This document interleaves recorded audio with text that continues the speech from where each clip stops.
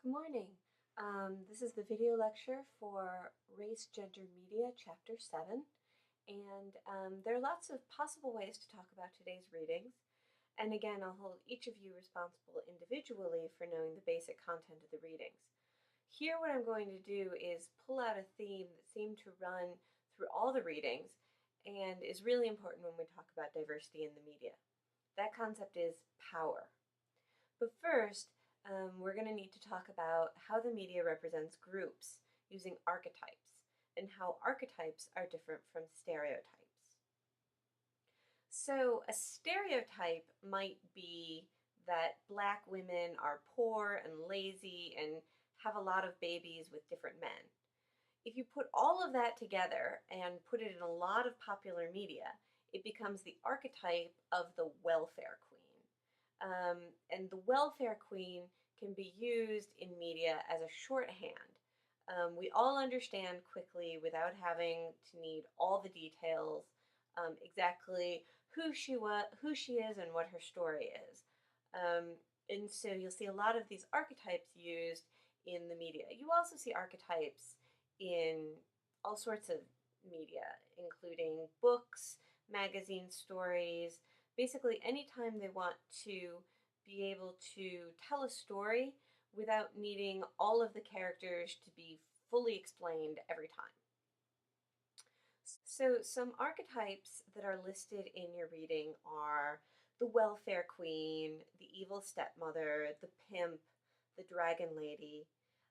And on the PowerPoint slide, I've listed a few other archetypes that you might recognize from high school and from various media about high school life.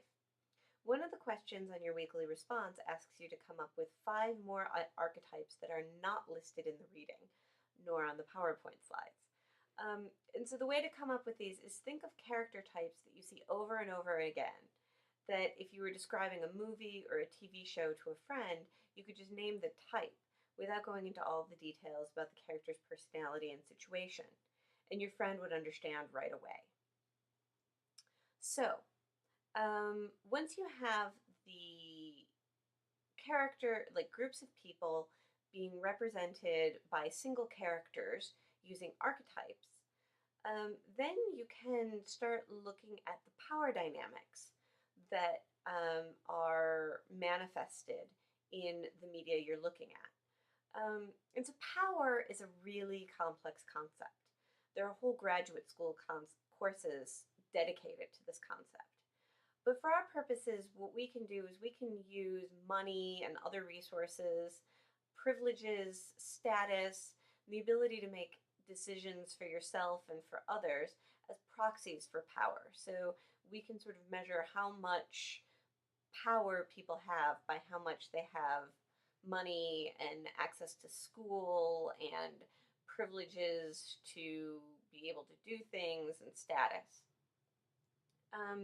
And then we can, I guess, accept as truth. I mean, you can argue with this if you want, but you can say that there's a hierarchy in our society, and perhaps in all societies, whereby some groups of people have more power than other groups of people when we measure it this way. In the first reading, he does a really good job, or she does a really good job, of going through a bunch of different ways that you can basically say, yeah, in our society, minorities have less access, less privilege, less status in a whole bunch of different ways. The next concept we're going to look at is intersectionality. And intersectionality is the idea that identity operates along a number of different variables, including race, sex, gender, abled or disabled status, religion, and class. On page 181 of your book, which is not inside one of the required readings, but something I recommend taking a look at, there's a really good paragraph about intersectionality. It wasn't one of the required articles, but I would recommend you take a look at it.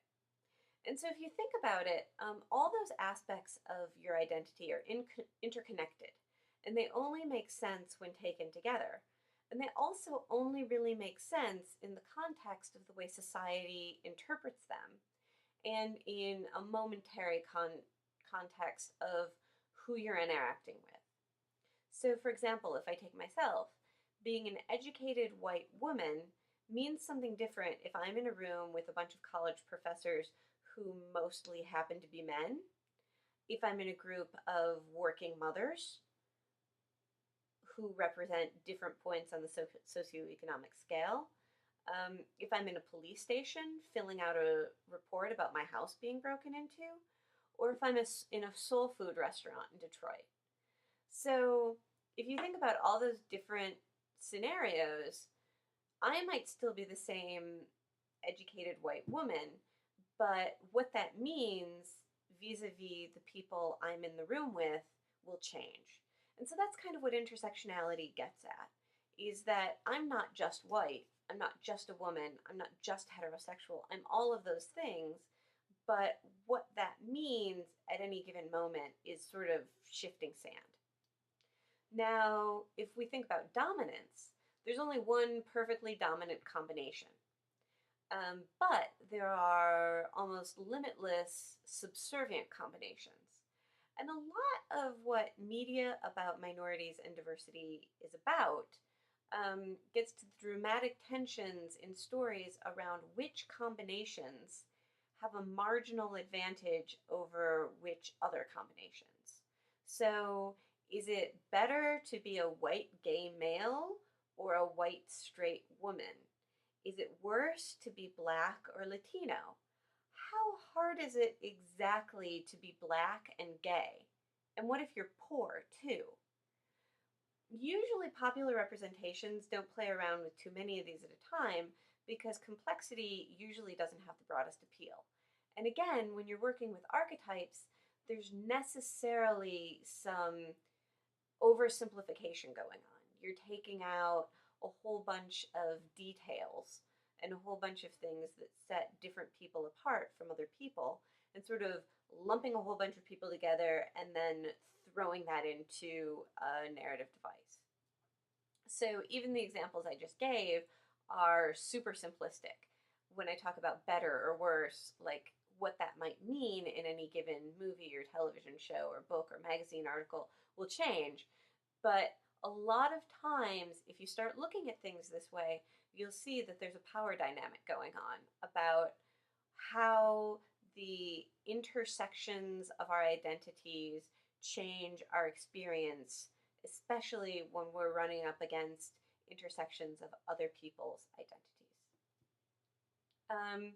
Now, one last thing I'd like to take a look at is sort of the dichotomy between looking at these hierarchies as being totally natural or critiquing them. And when you're critiquing them, you're basically saying these aren't natural, they're constructed. There are all kinds of mechanisms in society that are constantly working to both reinforce them and maybe to challenge them. And one of the underlying assumptions that we sort of all need to be on board with when it comes to critique is it doesn't really matter if the producers intend to naturalize the hierarchy or if audiences consciously interpret things this way. The implicit messages that we see in media can actually be quite powerful, largely and especially if we don't question them.